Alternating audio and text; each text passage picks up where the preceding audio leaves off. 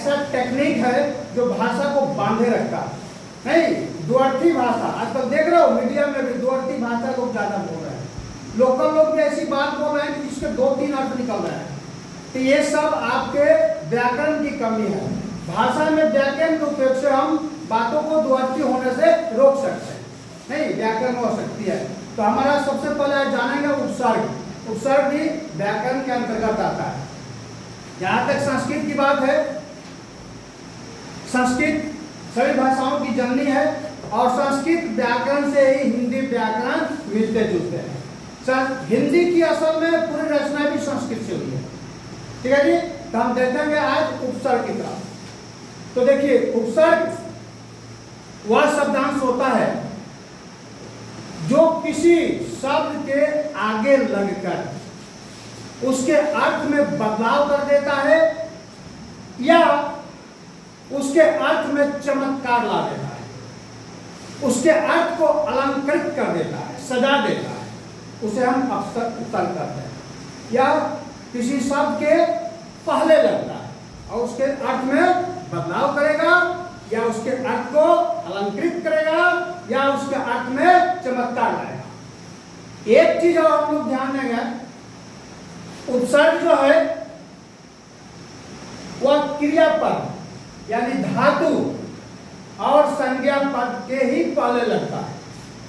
जहां भी उपसर्ग होता है वह धातु और संज्ञा शब्द के पहले लगता है और उसके अर्थ में बदलाव लाता है या चमत्कार लाता है। ठीक है जी।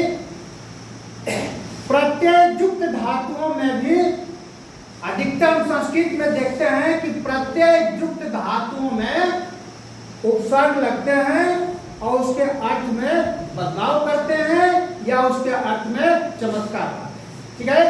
तो आप लोग संज्ञा के बारे में तो पढ़ लिए ही हो।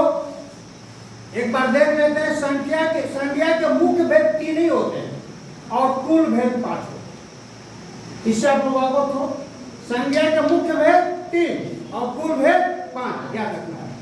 चलिए, तो अब हम चलते हैं अपने टॉपिक उपसर्ग पर। तो संस्कृत भाषा वेदों की भाषा है। वेदों को पहले आप लोग जानते हो कि मौखिक रूप से स्मरण किया गया था, बाद में 500 ईस्वी पूर्व में उसको लिखित रूप दिया गया और उसकी भाषा संस्कृत है। संस्कृत में भी लिखा गया। ठीक है जी। तो संस्कृत की वेदों की भाषा बहुत जटिल थी। उसको सरल करने के लिए महर्षि पाणिनि महोदय ने संस्कृत व्याकरण की रचना की, एक बहुत बड़ा महाग्रंथ की रचना की। उस ग्रंथ का नाम है अष्टाध्यायी। अष्टाध्यायी एक व्याकरण से संबंधित ग्रंथ है। उसमें संस्कृत भाषा के व्याकरण के संबंध में चर्चा है और उसको लिखे हैं महर्षि पाणिनि। अष्टाध्यायी उसका नाम इसलिए है क्योंकि पूरा ग्रंथ 8 अध्याय में विभाजित है। 8 पाठ से के अंतर्गत ही सारे व्याकरण के सूत्र उसमें दिए गए हैं।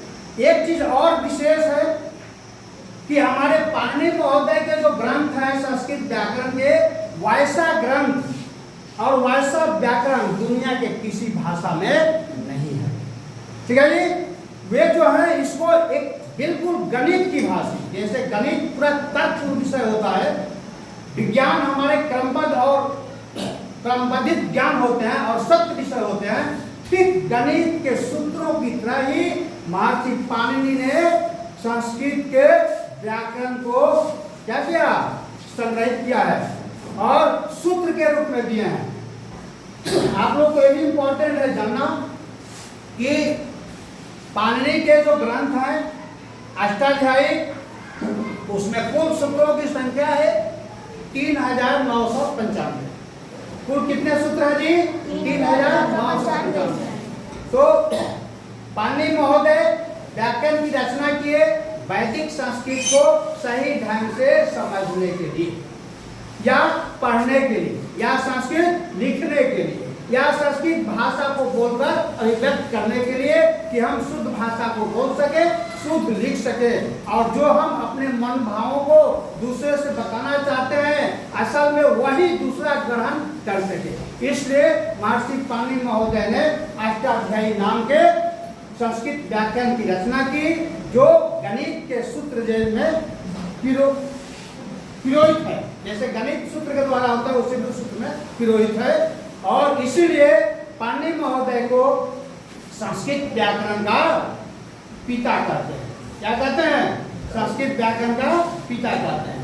तो चलिए देखते हैं उनके उपसर्ग, जो किसी संज्ञा पद या धातु पद के पहले लग करके उसके अर्थ में बदलाव आता है और चमत्कार लाता है। तो कुल पाणिनि के अनुसार कुल उपसर्ग की संख्या है 22।